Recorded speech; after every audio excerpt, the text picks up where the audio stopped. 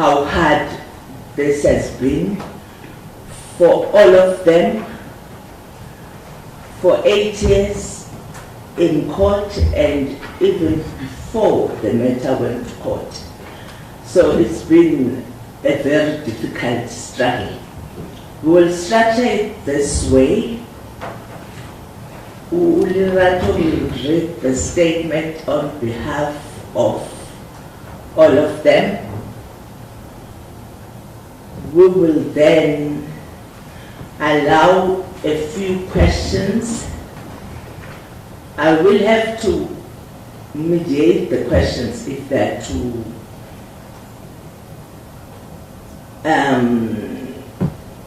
difficult in terms of their healing process.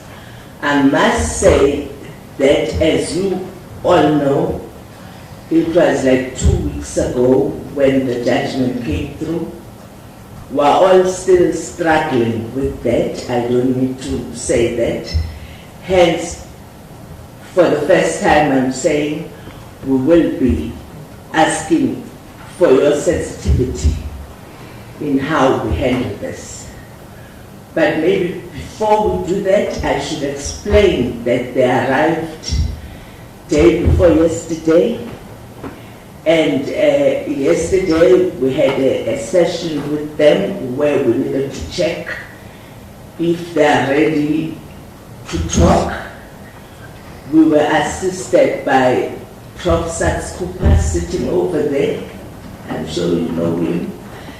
And also social workers, 3 senior social workers from the National Children and Violence Trust.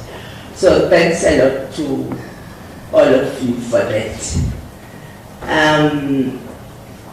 We will then hand over to her to read the statement. Okay, I'm going to read the statement on behalf of all of us. First, I would like to thank everyone, a special thank you to our mama here and her team, and we really thank you for this opportunity. So this is how the statement goes from all of us. We are sitting here today as survivors, once victimized but no longer defined by what happened to us. We once broke the silence and we will not stop using our voices. We have different emotions about the verdict. We are disappointed, we are upset, but we are not dismayed. We know whatever the outcome was, we spoke our truth and we will continue standing by it. We can't shy away from the fact that the system has let us down. It has failed us. The outcome of this case could have been different if our prosecution handled the matter better than how they did. Our lives have never been the same, personally and publicly. We feel threatened, worse now because our faces are out there and visible to whoever that is watching us. We rest at ease knowing that we are not ashamed and we are not defined by our experience, shame, and trauma. We are also human, just with a different story. We fought hard. We were willing, and we are very much still willing, to put our lives on the line to make sure that no one else has to go through the same shame and trauma that we went through. We are walking our way out of this with pride because we know that we have kept that man away for 8 years. And in that, we have saved a lot of young girls, women, young boys, and men from his horrendous behaviors. We also freed the members of that congregation because we have witnessed them living their lives differently compared to the strict rules of his church. Trauma takes years to a lifetime to heal from, but it takes a moment or even a split second to take you back to that dark place. What we want to see going forward is justice being served, not necessarily for us, but for others as well. A proper investigation must take place. We have so many unanswered questions. We understand how the narration of our stories might sound delusional, but this is our truth. And it is very unfortunate that we have to continue our lives with no justice. The perpetrator is free, and his life continues. We did our best. We are soaring through life in our own little ways. Life does not stop here. In fact, we will be louder than before, so that other victims of abuse can come forward without fear. Many things were done wrong from the beginning. We do not want to mention names, but we repeat, the system has failed us very dismally. I appreciate you guys for your time. Thanks a lot, dear. But they also have a special message to the man himself. Over to you. Yes, the mic.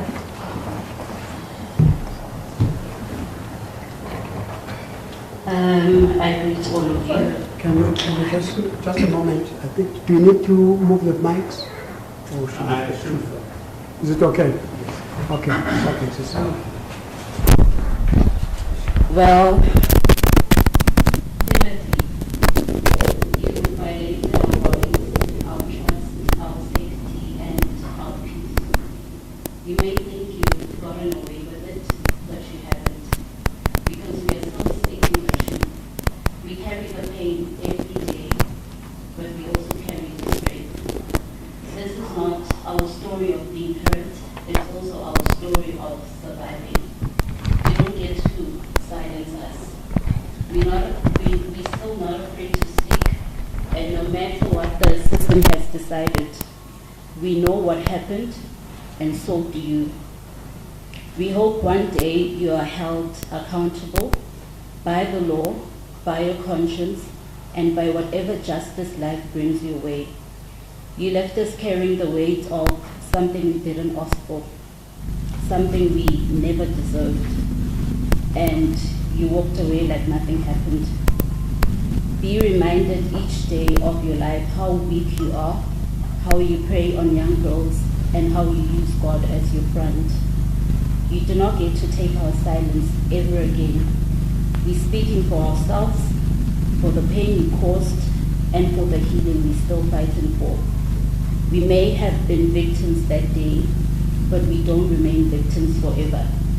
You don't define us, and you never will. Thank you.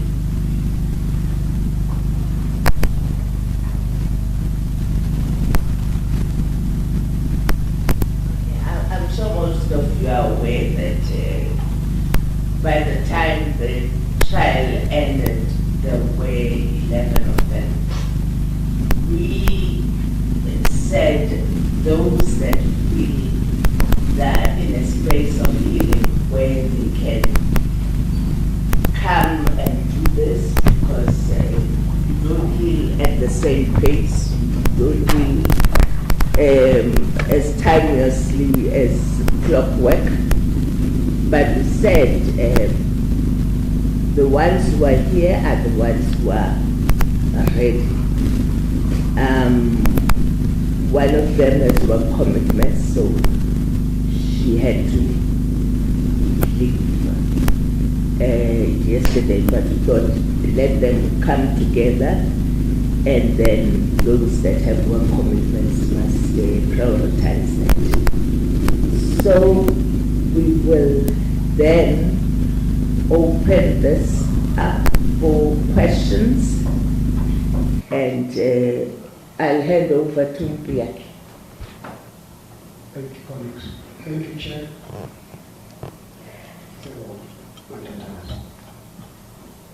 We will ask you to mention your name and in the house when the question. Please roll your mic, brother. I've noted you. Let me start this side. 1, 2, 3. Okay. We will move from there and look at other questions. Okay.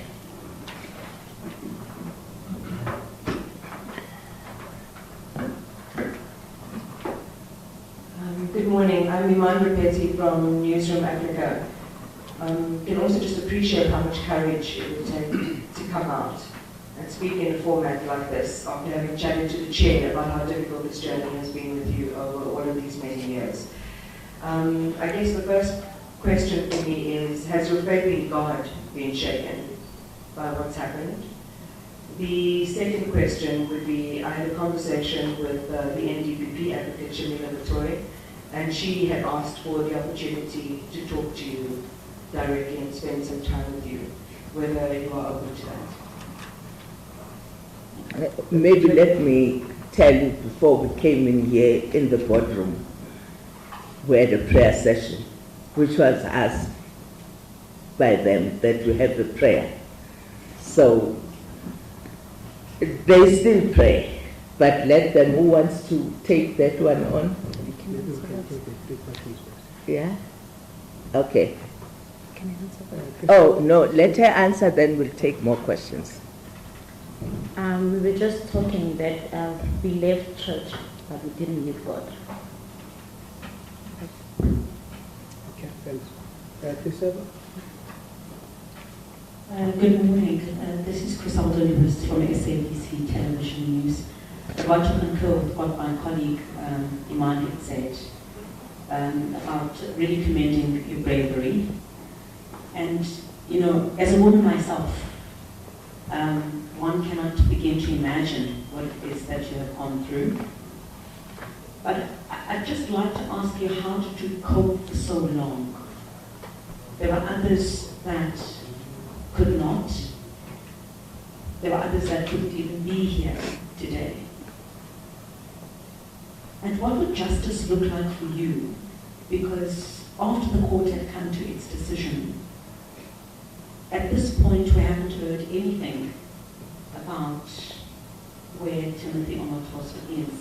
What would justice really look like for you? I know the CRL Commission, in fact, with 2 other Chapter 9 institutions, say they want an inquiry into this matter.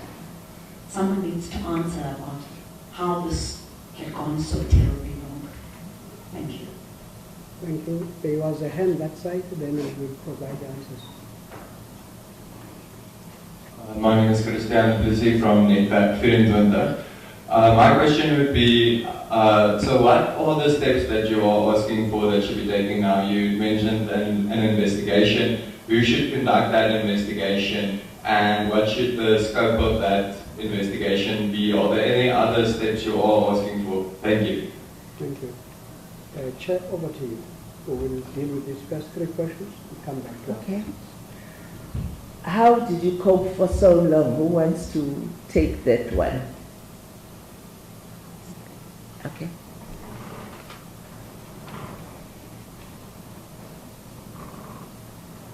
I think having each other was contributed most to our strength, not knowing that we are alone, knowing that we're not alone, and just keeping the faith and knowing that he was in custody was somehow comfort for us. But now that he's out there, justice for us would mean him being held accountable, knowing that he's not out there. So with us saying we need a proper investigation done, we would like, the CRL has already put up for us an opportunity to open an investigation, hopefully. We would like them to look into our prosecution team, because a lot went wrong, like we stated in our statement. If they can look into how everything was being run, how the NPA ran this whole case from the very beginning, the changes that were made to this case, after we had already given our statements, we would really appreciate that. So if the matter with the prosecution team and how they handled things would be investigated, it would give us some sort of peace. Thank you. Okay. You take the others, investigation. What would justice look like for you? I think you covered part of that in terms of what you would like to see. What are the steps that the investigation will look into? While looking at the whole system from the time you go to the police station, all the way when you are found guilty or not found guilty, up to the time if you found guilty of parole because of repeat offenders. So it will be a systemic look into the system, the criminal justice system. But we're also saying in this particular case, everything that could go wrong went wrong for some reason. But there is nothing that went the normal way. So the 8 years has been an 8 years of struggle for them. The fact that you start with such a high number, 60 odd, and you end up with 11, should tell you that something went wrong. There's also the issue raised that although you did respond to this one, to the prosecutor who says the NDP, Shamila Batoy, would like to talk to you. You did send a message to her through the prosecutor, so I don't know if you want to take that one or you'd rather not, or you want me to take that one? You want to? Okay.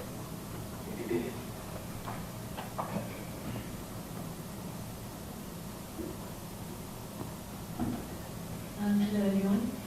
Thank you for being here, and thank you to the CRO for creating this platform for us. This is especially special because we're all here together.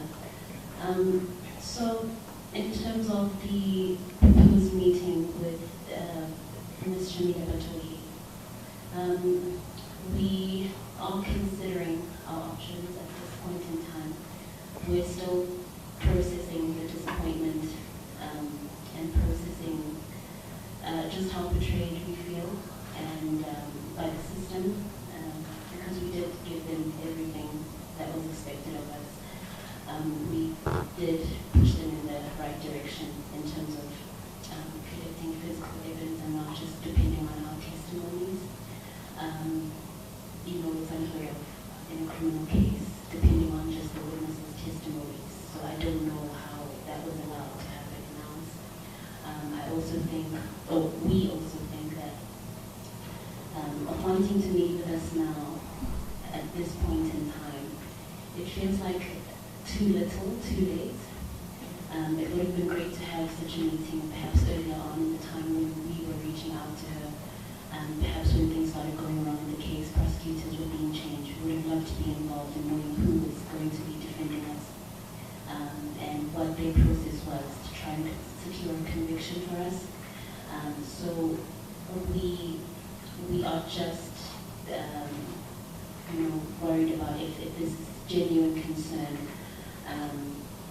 or if it's just a decision that's being made under pressure, to look like you're doing something, to look like you care now. With our case, we have received our verdict, but I think for us the most important thing is what happens from here onwards, because all of us get messages from people who are similar to us, who have gone through the same things, and they need guidance and they want to know where to go, what to do.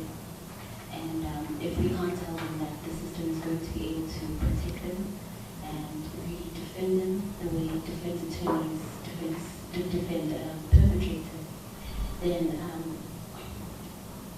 might not be the best advice to give them. So that's how we feel about that right now. Thank you.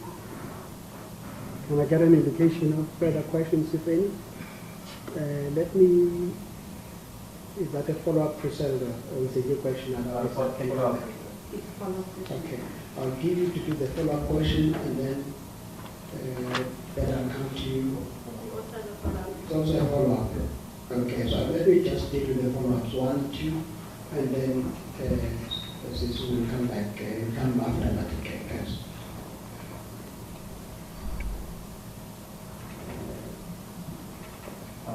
Okay, so Christian again from the Back Winter.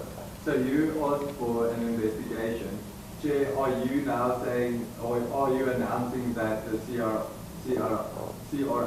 will indeed be investigating this issue? And can you just, you spoke a bit about the areas where you will focus on. Can you just elaborate on the investigation? Thank you. Okay.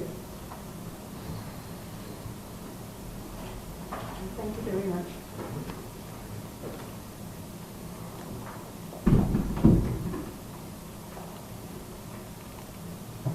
I think I would be loud enough. Okay, yeah, okay. Yes, thanks a lot. Perhaps to any of the ladies, did you feel safe at all? Did you feel safe at all? Because just in line with what my colleague from Network 24 has spoken about, the CRL Commission already did announce that it wants to have this particular outcome looked into. We saw what happened to Pamela Mabini. And the words I would recall, Chair, coming from you, were that even witness protection had failed these women. You said there's no such thing as witness protection. That is what you said. So on that premise, did any of you feel kept safe at the time that you had to traverse through this ordeal? Did any of you feel safe for yourselves, for your families, for your children? Also in light of what we saw happen to Pamela Mabini. Thank you. Okay. Let's go back at the back there. So we'll take those three.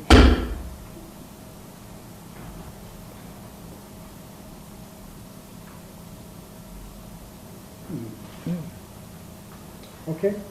Johnny, you can talk. If she can speak up, she can go. Yeah, you can stand up and... I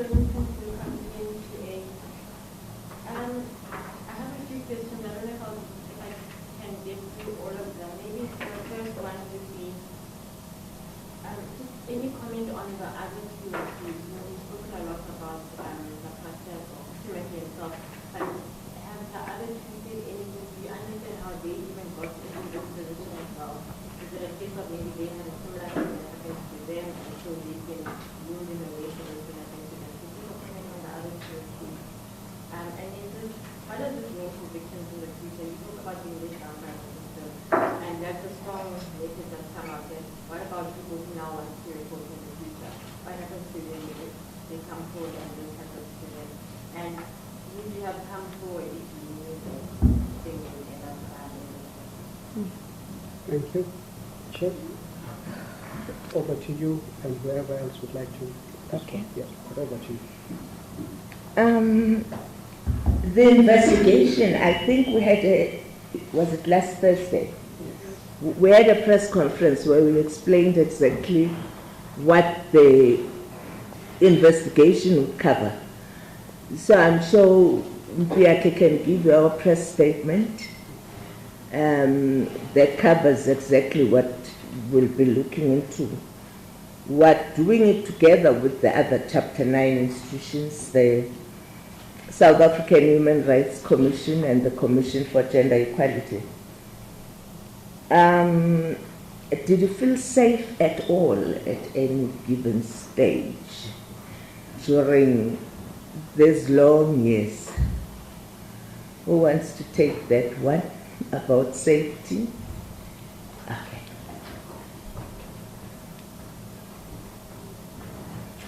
Good morning, everyone. Safety right now is like a really foreign word for us.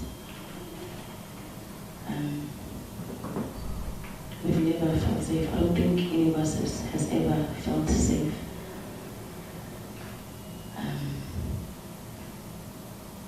because we know how the congregation behaves for that money. And our protection right now, especially now that we are here with the judgment, we are not depending on anyone but God. He has been our sole protector. That is what we believe in so much. And I don't think anyone can protect us but God.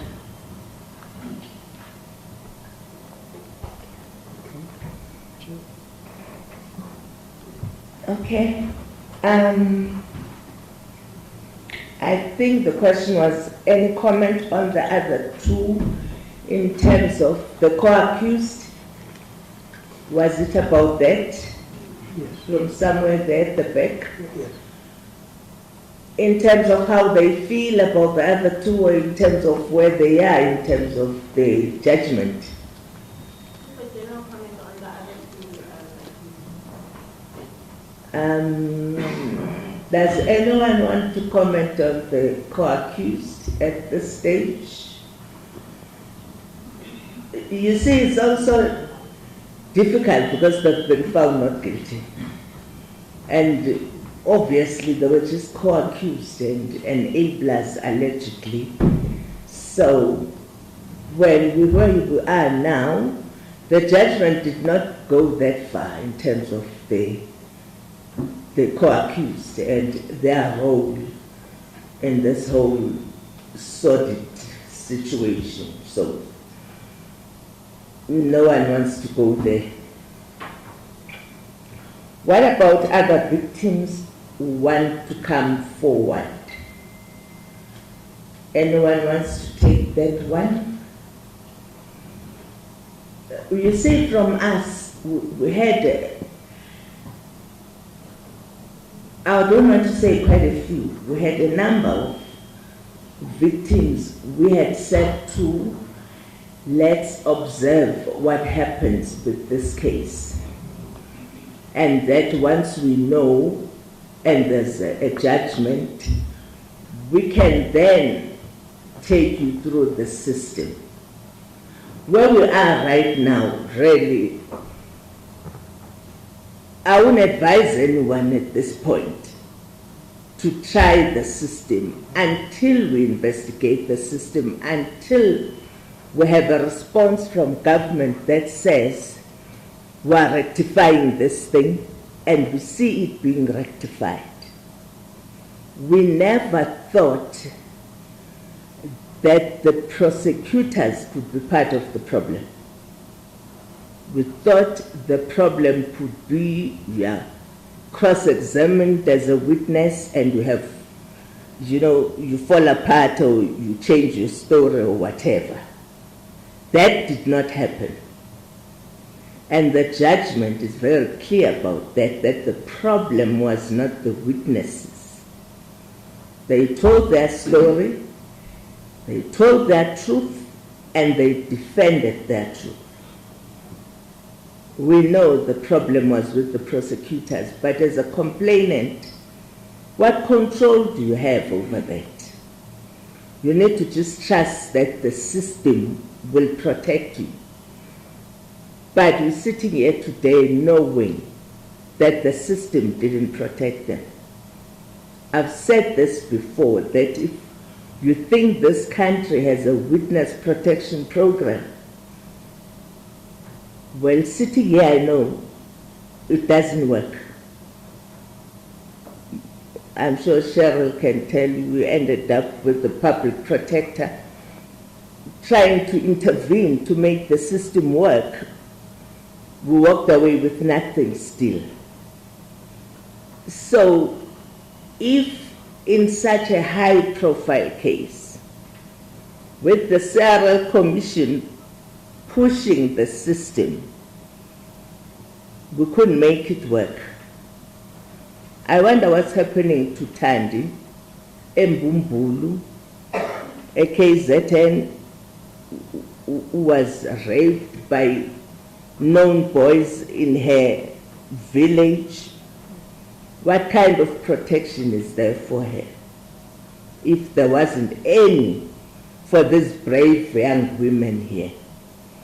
So hence we're saying not only did the prosecution collapse, the whole system collapsed. We ended up with a case in PE when the crime was committed in Durban. We're still going to find out why. Why didn't the police in Durban arrest this man? There's a story to be told there. Wanel and Oneliswa, their mother fought like a lioness. Unfortunately, she's late now. But she fought hard for her children. She could not get them out of the system because the police were his bouncers. So if you go with the bouncers and they take off their jackets and put them on the floor and let the men of God walk all over them, then you know you have no system. So part of the investigation will also look into that as to what makes the system not to move.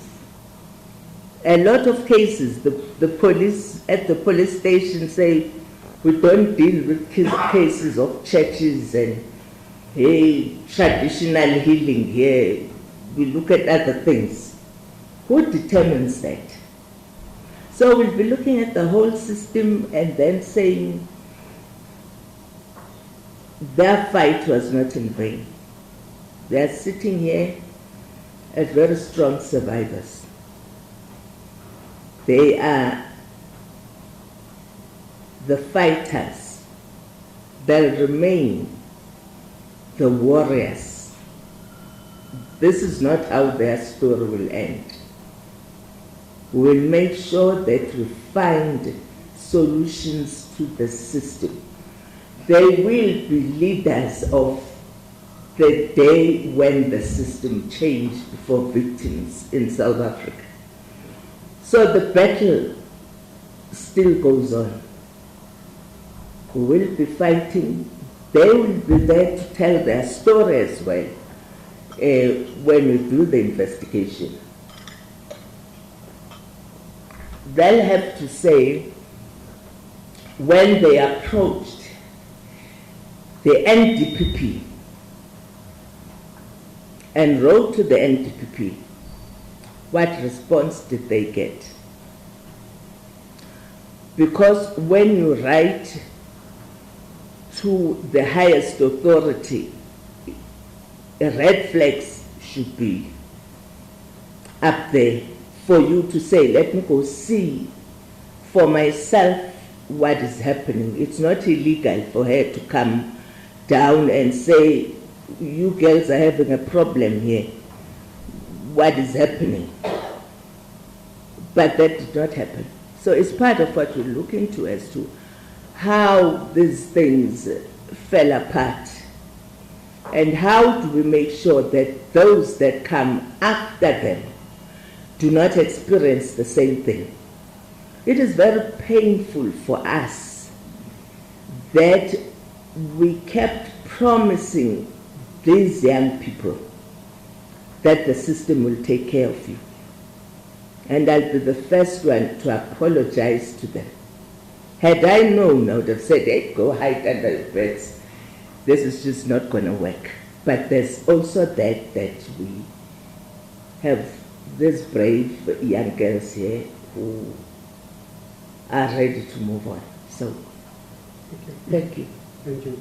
I've seen Iman has a are there still hands? Can I Okay. just see other hands, Benny? Iman. Shoni, you have a follow-up question? Okay. Iman, for your follow-up question. And then Christina, Shoni.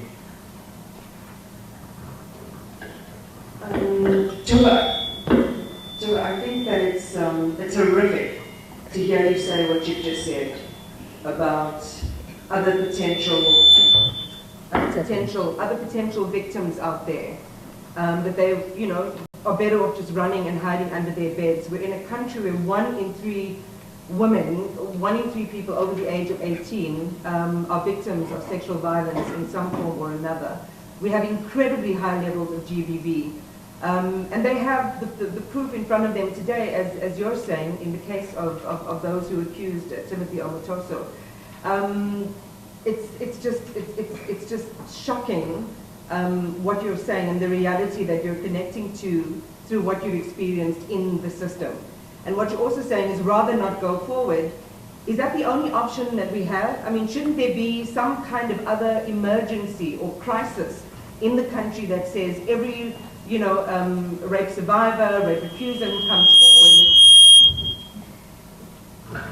who comes forward, there needs to be a different protocol or a different response. So that's the one thing, that it's a complete indictment on our system. The second thing, and it might be even harder for you young ladies to hear, but I'm sure that you've already been experiencing that over the last many years through the course of this trial, is people who say, and as journalists, we have to keep that line of the facts. You've been in court, the matter's been heard, notwithstanding what the judge has said in the deficiencies in the prosecution. That for others, you've been through court, you've had your moment, the court has decided. So, in other words, you are not entitled to the view that you hold, that you're lying, or you lied about your experience. And I'd love your response to people in society who think that, after having come through the court system, who say court is the final arbiter, court has decided so, the innocence or the non-culpability of those accused has been established. And then I think for the CRL, the teeth that you need within the religious communities, we've heard over and over again around self-regulation. There are pastors and churches who believe that they are called by God. They have a direct telephone line to God, so they don't have to conform to anything that you say or any system or framework that you try and put in place. What is your strong message to those pastors, but also to other pastors and preachers who allow this to happen in the name of God? What is their responsibility, rather than just sort of sitting back and saying, it's not our church, it's not our problem?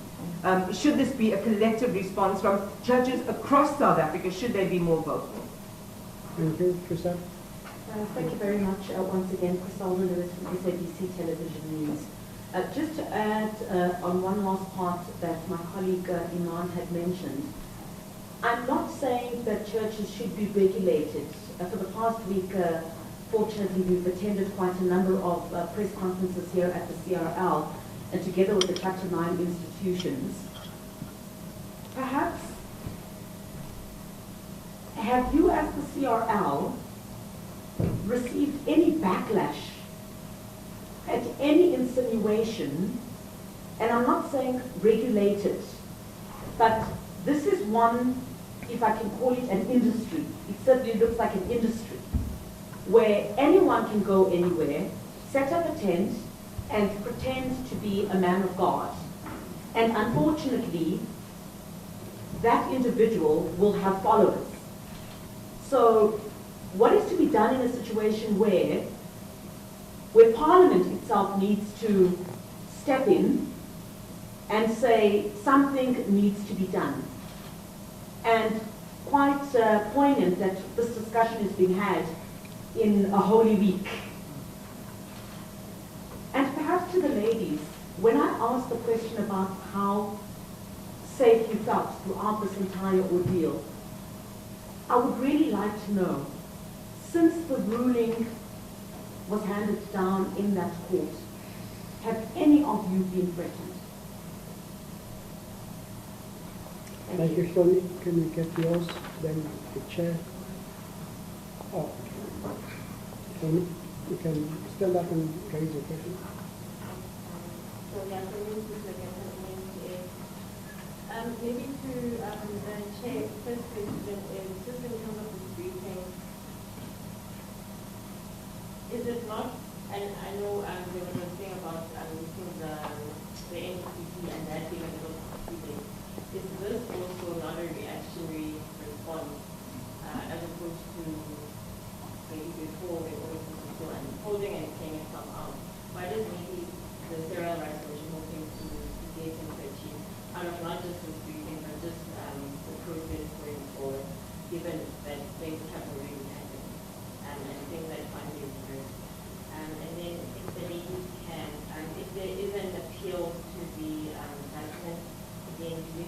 hopes that they can get a reversal of this.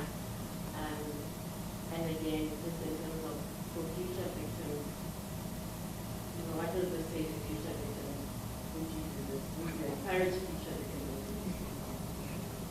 Sure, can I just take, can I take 2 more? Okay. EWI. No, confuses. And then I noted the hand as well. Good friend of mine. Can you put you this one? Good morning, everyone. My name is Olga Prakash from Eyewitness News.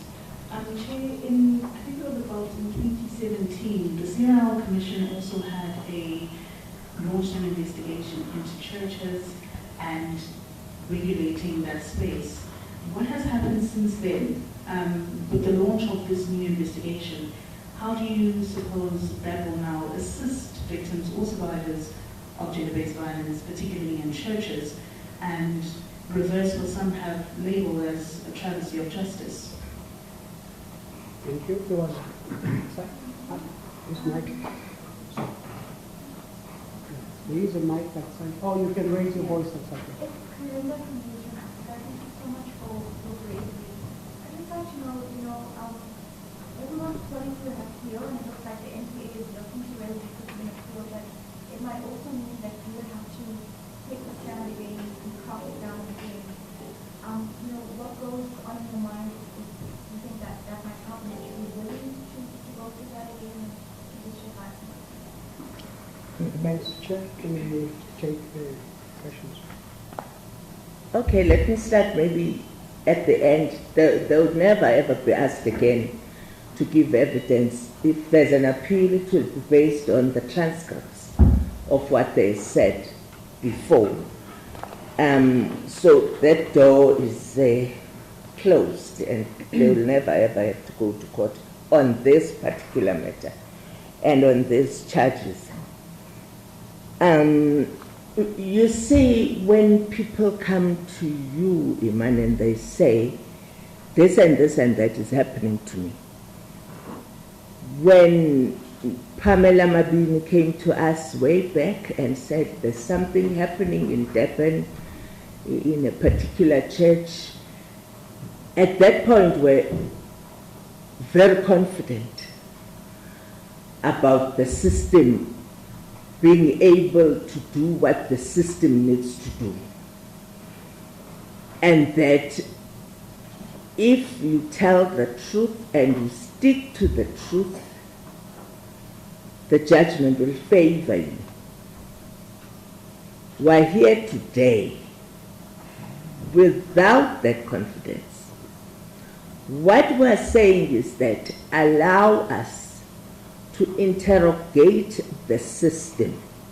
Hence, as the Civil Rights Commission, we said, let's bring in the other 2 Chapter 9 institutions so that we know that we cover all bases as we move forward. When this investigation is done, which will take not a long time, we should be done with it 3 months, 4 months, and we should come up with very strong recommendations. What I am saying is, until that happens, I'm in a bind right now that I can't give guarantees to anyone. We learned the hard way in the system that when it collapses, it falls over you totally and completely. So, by the end of the investigation, we should be confident enough to say, okay, come then, let's go through the system. But right now, I don't want to deceive you. I really, really have no confidence. Because even if there's an appeal and there's a change in the judgment, that's not going to mean the system has been corrected. It doesn't correct the system. It's not about the end, it's about where it started right until the end. So even if the appeal goes through and it's successful, it doesn't change the problem of how they experience the system. It's still horrendous. So you still need to deal with the system and to correct it. So right now we're still praying over it.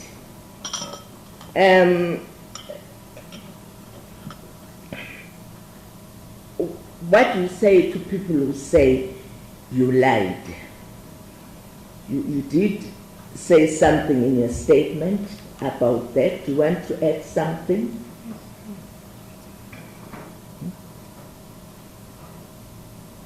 Okay.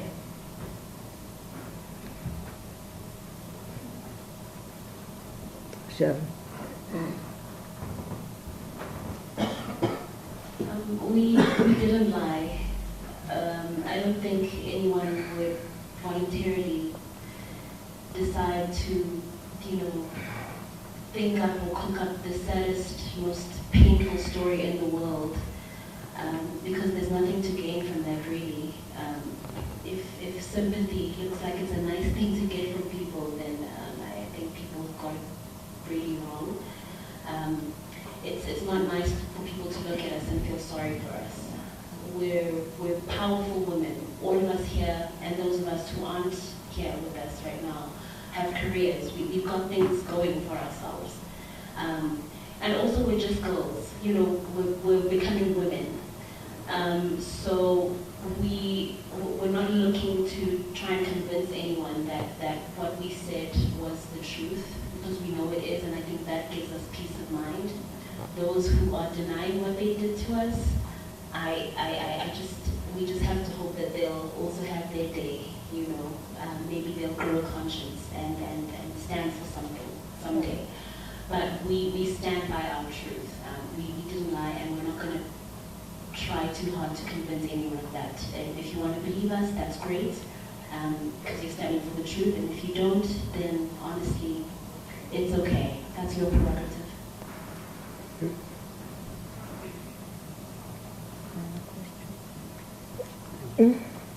Okay.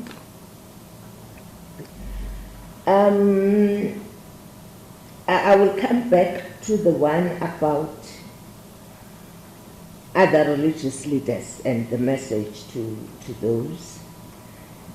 I'll go to, have you received any backlash from the industry in terms of, I think that's for the CRL, yeah. Have you been threatened since the judgment? Yeah. Not only have we been threatened, but we've also been, because like everybody knows the behavior of the people of the church. They would do anything, they would do just about anything to make sure that they protect or they get favor from their church leader. Some of us have received threats. Some of us have been, because they've been having their own dealing about our lives, personal lives, or anything that could actually embarrass us. We've been backlashed and we've been bashed at on social media. There's a lot of shameful things that they do to make sure that they cover the sins of their pastor. I know all of them know, most of them know that the kind of the man that man is, but they would do anything to make sure that he looks like a saint that they are painting him out to be. So there have been threats, there have been, especially mostly from the congregants of the church, from all the branches, different branches, because we are from different branches. Our social media accounts, they've been posting things about us, and we know that more is going to come. We know that after this, we're still going to receive a lot. So yes, it hasn't been easy, and we know it's still not going to be easy, but we are standing by our word. Okay, thanks. I think The rest was for the SABC commission. The fact that people who open up churches says they're called by God. What is a message to other religious leaders? You say, I think we're all called to whatever profession we end up in, whether we're a teacher or a doctor or anything. So this is a profession, it's a career that people choose to follow. And it cannot be that in this country where everything is regulated, where the Constitution, Section 22 says, choose a career or trade or profession, but it may be regulated. And it exempts individuals who are operating in this sector. So we're very much clear about not regulating religion. You can never regulate religion because there's freedom of religion in this country. But human beings who do things in the name of Jesus Christ, well, cannot be exempted from being regulated as human beings. So, well, we used to that kind of situation where people fight back. I think we need to understand that it's not all religious people who will fight back, but the entrepreneurs in this business called church will fight for their market space, because to them this is a business.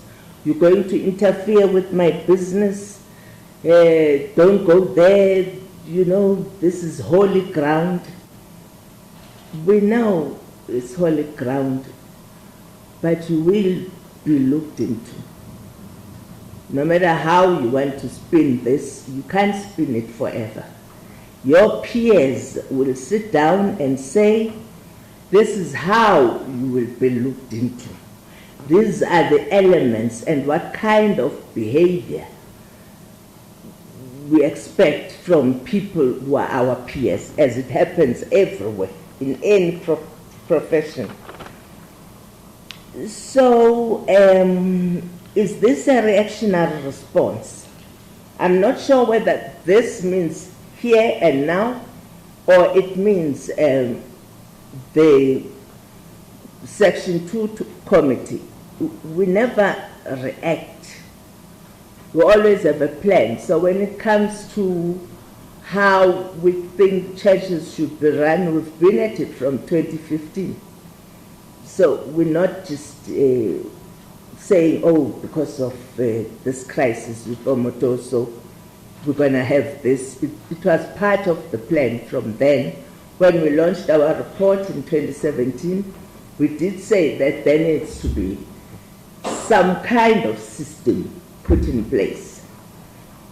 And we're saying the people who will be part of the peer review committee that will come up with a plan for the nation will tell us what they expect Parliament to do, what they expect government to do, what they expect society to do.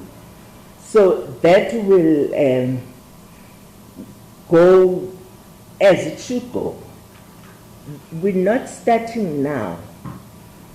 We faced battles in the past, threats and what have you. We laid criminal charges at some point when the threats became untenable. Went to court and the person was found guilty, sentenced to 3.5 years, just to prove that it's not a fantasy in my head that I'm getting threats. So someone had to go to jail for threats.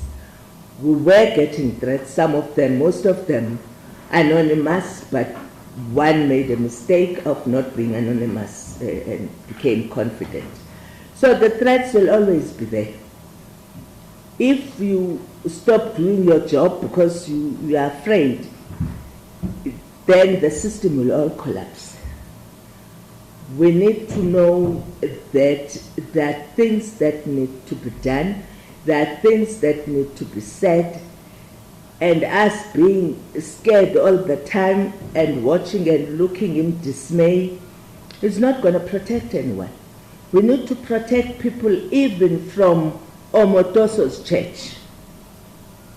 They need to be protected themselves. As this young warrior said, that those people from that church should thank them that they've kept Omotoso away for 8 years. He could have been fooling around with their own children. They could be outside singing now, but if he was not in jail, he could have been harming their own children. So we're not going to be pussyfooting around the issue of there's chaos in Christianity caused by a minimum number of religious leaders who need to be called to order. So we're not doubtful about that. That needs to happen. Dangerous or not, but we're at it. We started, as you say, Zolega, way back in 2017. Hence, we're saying we're more agitated now than we've ever been before, and we'll be pushing with everything that we have to make sure that this happens. And we have answers as a nation that will solve all our problems in the Christian faith. That was the last one. Yes. Thank you. I think we'll be moving towards concluding this press conference unless there is one that is very, very pressing. And it looks like we have covered most of the issues or questions. With that, I would like to express our greatest appreciation to our daughters who are here and have been able to express themselves. We also have to thank members of the media who have been taking time. The short days, some of them could have been on the road to prepare to go to the Easter holidays. But we took time to come here. We want to thank the leadership of the Civil Rights Commission. We also want to emphasize that all of you, please make sure that you sign the register, which is outside. We will send you the statement via WhatsApp or via email within the next few minutes. But just make sure that your number is there on the register or even the email. As soon as the process is concluded, we will try to send it to you so that by the time you arrive at the offices, it is already in your phone. With that, I declare this press conference closed. Thank you so much.